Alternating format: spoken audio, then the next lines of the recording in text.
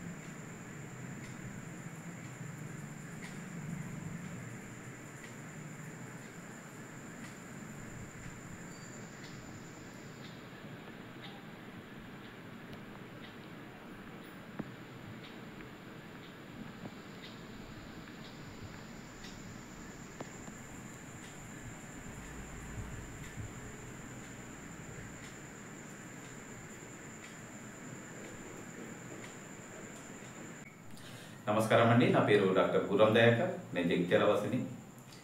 నేను ప్రతి సంవత్సరం గణపతి నవరాత్రుల సందర్భంగా ఒక సూక్ష్మమైన విగ్రహాన్ని తయారు చేస్తుంటాను.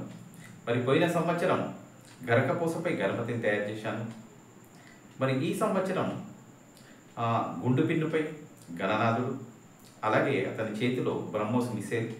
మరి ఈ బ్రహ్మోస్ మిసైల్ చేతిలో పెట్టడానికి ముఖ్య ఉద్దేశం, ఈ మిసైలు శత్రు దేశంపై దాడి చేసినప్పుడు మంచి ఫలితాలు రావడం జరిగింది. దీన్ని ప్రపంచవ్యాప్తంగా కూడా గుర్తించారు. మరి అంత మన దేశానికి పేరు తెచ్చిన ఆ మిసైల్ను గణపతి మహారాజ్ చేతిలో ఉంచడమైంది. మరి దీనికి నాకు దాదాపు 12 గంటల సమయం పట్టింది.